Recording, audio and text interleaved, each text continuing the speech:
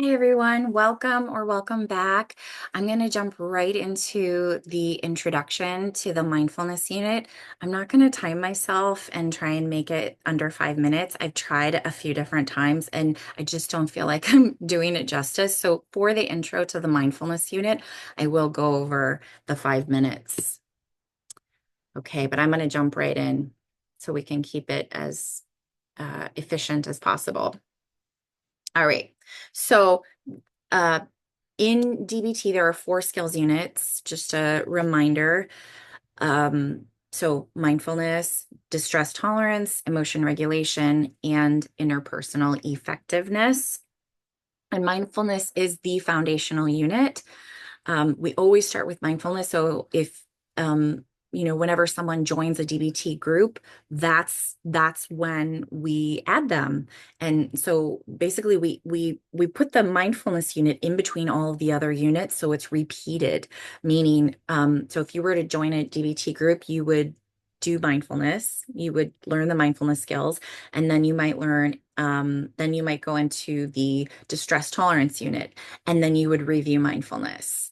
And then you would go into the interpersonal effectiveness unit, and then you would review mindfulness, and then you'd go into the emotion regulation unit.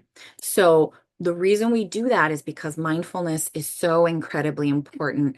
The idea that you come back to the present moment, and we need that awareness to know when you're struggling, when you're having pain, when you're dysregulated.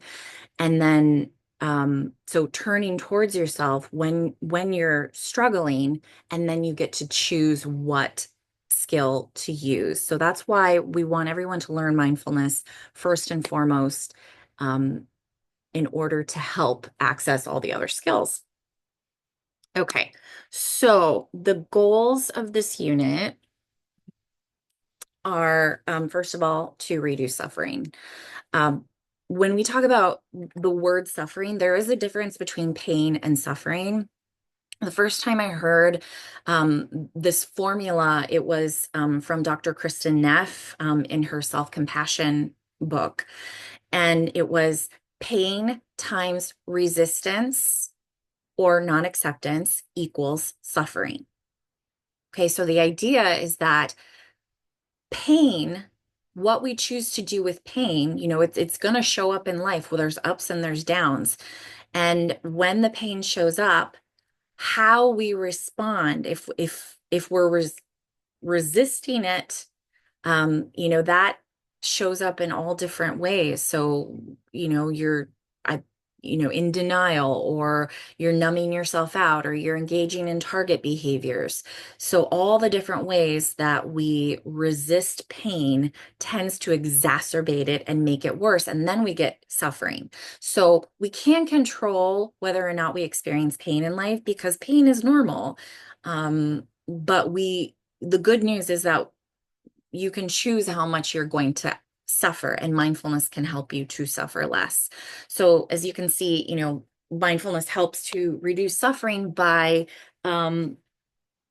decreasing stress and all its manifestations. I mean, mindfulness has been around for a minimum of 2,500 years. We trace it back to the beginning of Buddhism.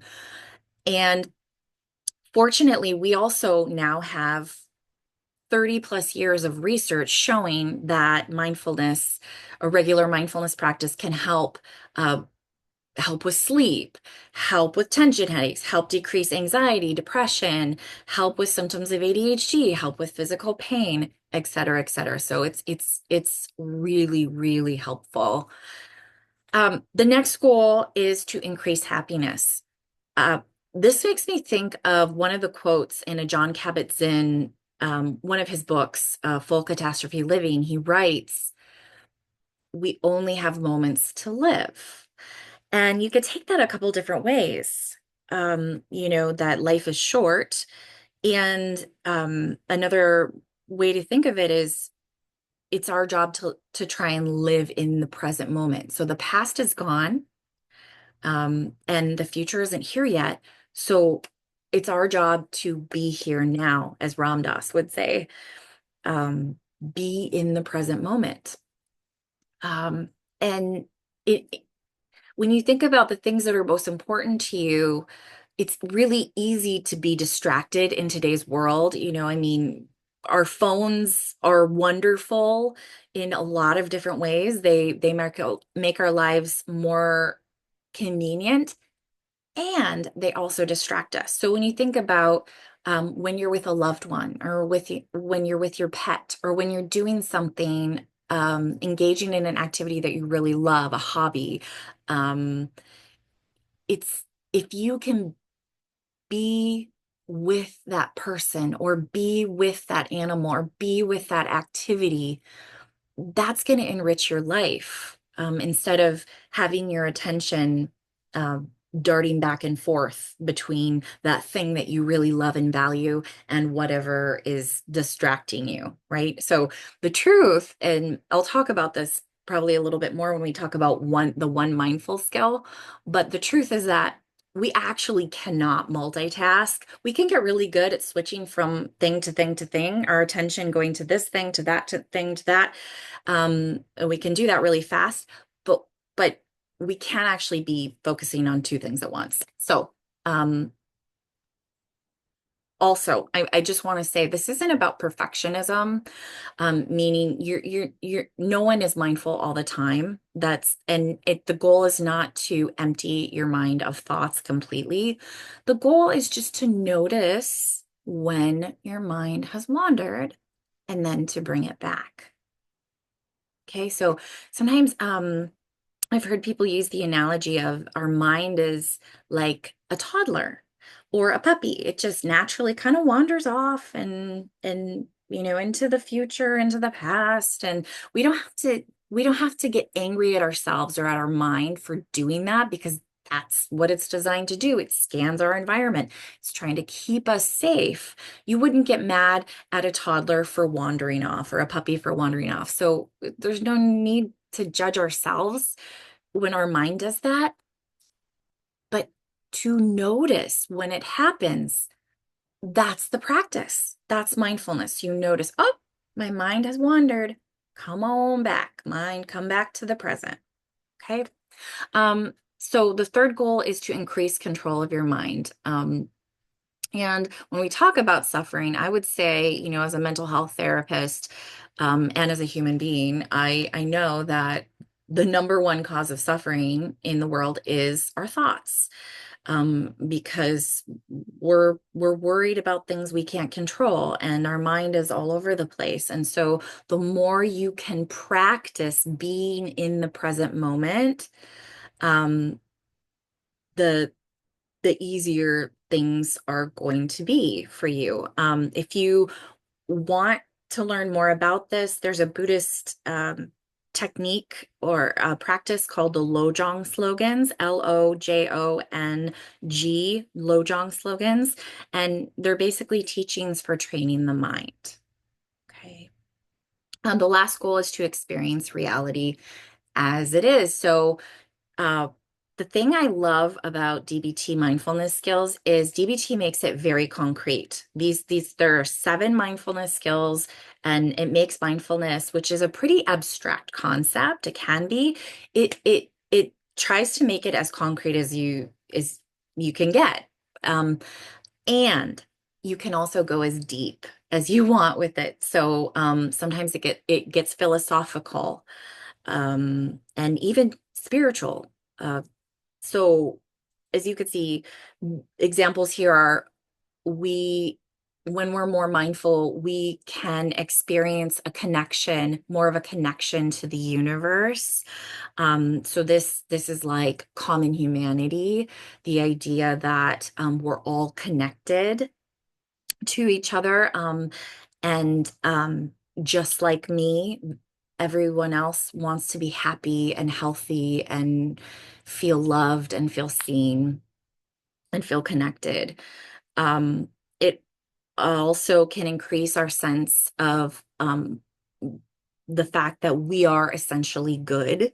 So, I mean, 99% of us have the ability to have empathy. It's pretty rare to not have empathy. And so that means we're all essentially good people. Even though we make mistakes and we're fallible because we're humans, we're all good. Uh, most of us, 99%. And then it can also help you think about your essential validity. And so how you, just by being you, you are acceptable. You are all right just as you are. So the way I heard it once and the way I like to share it with my clients is you are as worthy today as you were the day you were born. And mindfulness can help us kind of zoom out when we're struggling with the day-to-day struggles of the world. Mindfulness helps you to get perspective and zoom out and remember, oh, that's right. Yep, I'm a human being and I'm doing the best that I can do. Okay, so these are just a few definitions and quotes of mindfulness. If the full definition of the first bullet point there is mindfulness means paying attention in a particular way, on purpose, in the present moment, and non-judgmentally. So that's a John Kabat-Zinn quote. Um, and that's essentially what mindfulness is. You know, I think mindfulness has become sort of a buzzword. It's a little bit of a fad right now, and I don't mind that because whenever people can learn about mindfulness, I think it's a great thing. But a lot of times people will think, oh, mindfulness is meditation, and it's not necessarily just meditation. That is a mindfulness practice. It's a formal mindfulness practice. But there's lots of ways to practice mindfulness, as you'll see in the next slide. So the formal practices of mindfulness are, like I said, meditation, lots of different types of meditation, yoga, martial arts, energy work, qigong, tai chi. And then the informal side of mindfulness is just like the quotes in the previous slide said, come back to the present moment, be here now, be where your feet are. So you always have at least 6 anchors to bring you back to the present moment. You've got the 5 senses. So what can I see in the here and the now? That's in the present. What can I smell? What can I hear, etc.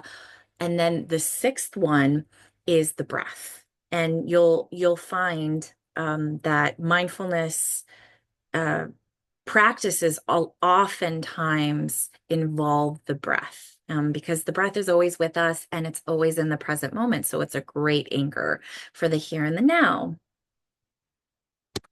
All right, last slide for this intro to the mindfulness unit. I just want to show you what we're about to look at.